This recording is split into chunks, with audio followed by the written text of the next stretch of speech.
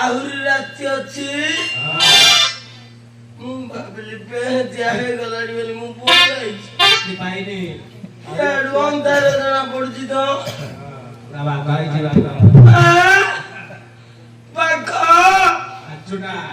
ହେ ଭଗବାନ ମୁଁ ଏବେ ଯିବି କେମିତି? ଗୀତଟେ ବୋଲି ବୋଲି ପଳେଇବି ଖାଇଲେ ଖାଇବ ଆଉ କଣ?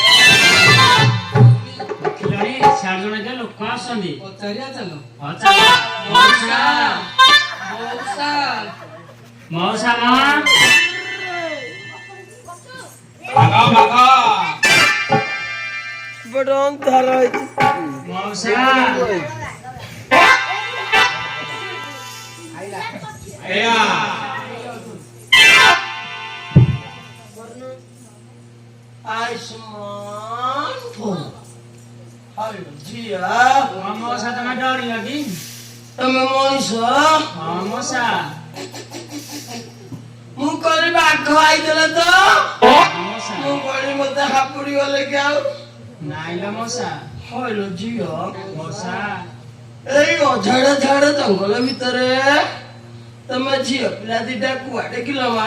ଦୁଃଖ କହିବୁ ନା ସୁଖ କହିବୁ ମଉସା? କାଇଁ କଣ ହେଇଛି ତମର? ମଉସା ମତେ ସ୍ୱାମୀ ମୋର ଗଲେ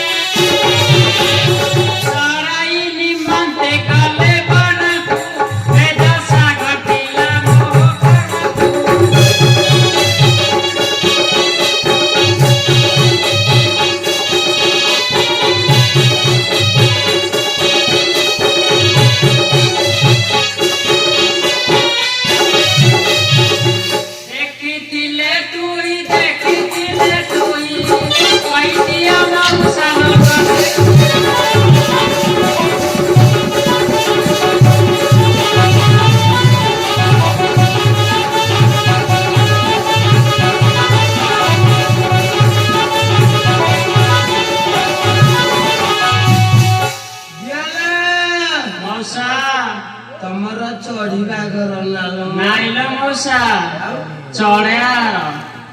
ଓହୋ ଚଢେୟା ଘର? ହଁ ମଉସା। ଚଢେଇ ମାରି ଆସିଛ? ନାଇଲ ମଉସା, ଆଉ ଆମ ସ୍ୱାମୀ ଯାଇଥିଲେ ଜଙ୍ଗଲକୁ ଚଢେଇ ଧରି। ଓହୋ ଦୁଇ ଦିନ କହି ଯାଇଥିଲେ ହଁ ଦେଖୁ ଦେଖୁ 4 ଦିନ ହେଲା ବୋଲି ଆମେ ବ୍ୟସ୍ତରେ ଖୋଜି ଆସିଛୁ। ଓହୋ ସେ 2 ଦିନ କହିକି ଯାଇଥିଲେ ଦେଖୁ ଦେଖୁ 4-6 ଦିନ ହେଇଗଲା। ହଁ ମଉସା। ତମ ଖାଇବା ପିଇବା ଅସୁବିଧା ହେଇଥିବ। ହଁ ମଉସା। ହେଇ ଯୋଉ କଥା ଖୋଜି ଖୋଜି ଯାଇଛ ନା। ହଁ ମଉସା। ମତେ କଣ ପଚାରୁଛ? ମଉସା ତୁମେ ଦେଖିଛ କି? ମୁଁ ଜିଆଲ କେତେ ଚଢେଇବାକୁ ତ ଦେଖିଥିଲ ମା ମୁଁ ତୋର କୋଉ ଚଢେଇଟା ମୁଁ କି ଜାଣିକିଲ ମା ତାର କିଛି ରୂପ ଲକ୍ଷଣ କହିପାରିବୁ କି? ହଁ ଲୋ ମଉସା କହିବୁ। କହିବୁ ହଁ। ଦେଖି କହିଲୁ। ଏ ଚାଲି ଖାଳ ତାଳେ ନାଳ ବାରି ଅତାରେ ବାନ୍ଧିଛି ସାରେ ଘାଟରୁ।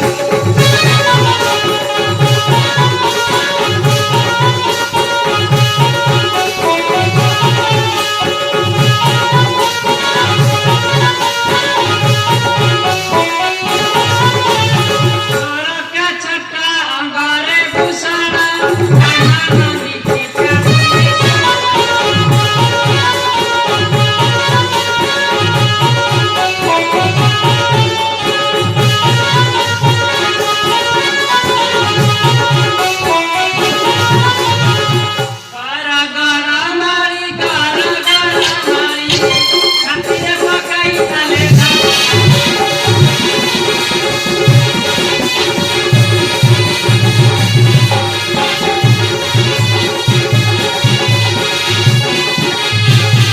ଜିଆଲ ଗୋଟେ ଗଡ ଗଡ ମାଳି ପକେଇଛି ନା ଢଳ ଢଳି କିଆ ଓଲୋ ମା ହଲା ଆହୁରି ଗୁରେ ତ ରହି ଯାଉଛି। କହିଲୁ କହିଲୁ ଫାସ କାଠି ହସ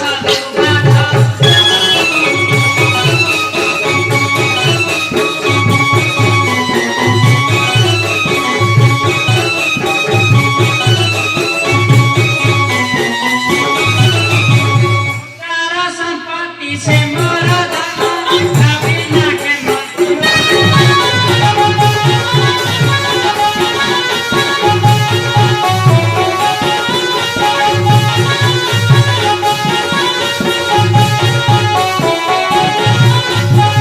ରଘୁନାଥ କହି ଦେଖିଥିଲେ ମଉସା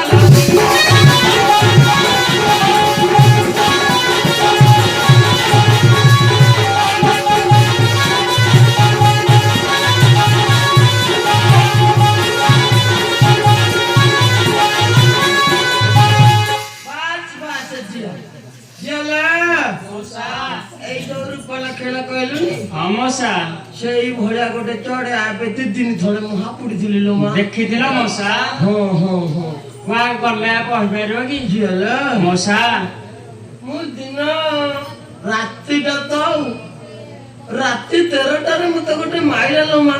କଣ କିଲୋ ମଉସା ଝାଡା ଝାଡା ହଁ ମଉସା ଜିଆଲ ମଉସା ମୁଁ ତ ଟିକେ ହକୁରାଟା ହଁ ମଉସା ଝିଅ ଯେତେବେଳେ ମାଇଲା ହଁ ମୁଁ ମାଉସୀ କହିଲି ନା ମୋ ପଛରେ ପାଣି ଢାଳଟେ ଧରିକି ଧାଇଁ ଆଣିଲ ମୋ ଗୋଡ ହାତ ହେଇଯିବ। ସେ କହିଲା ହଉ ତମେ ଚାଲ ମୁଁ ନେଇକି ଯାଉଛି। ଝିଅ ମଉସା ଆସିଲା ଆସିକି ବାଟରେ ନାଣ୍ଡି ବର ଗଛଟା ଦେଖି ତମ ହଁ ମଉସା ସେଇଠି ଝିଅ ଖରା ତ ହେଇଛି। ମୁଁ କହିଲି ରାତିରେ ଖରା ହେଇଛି। ହଁ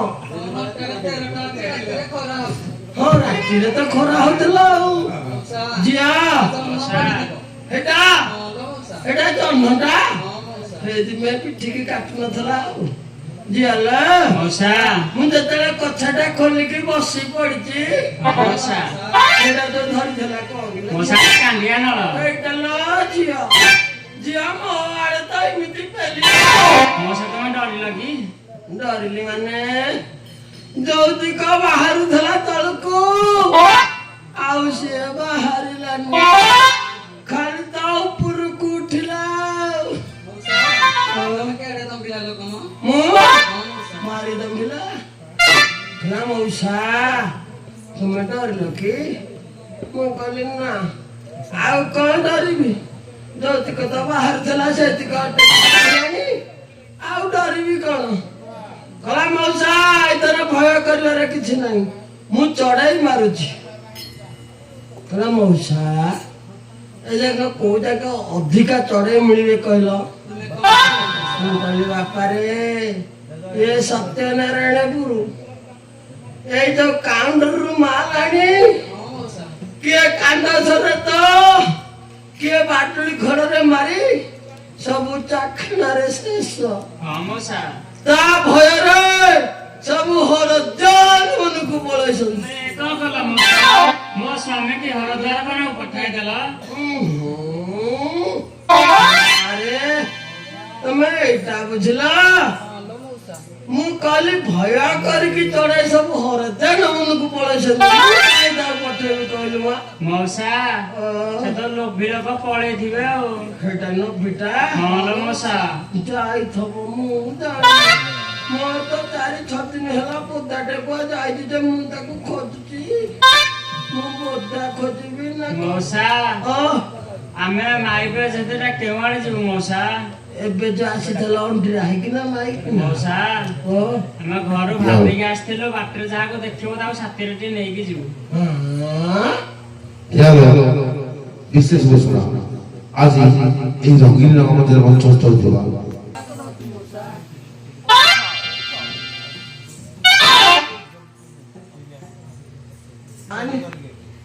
ପ୍ରଭୁ ମତେ ତମେ ରକ୍ଷା କର।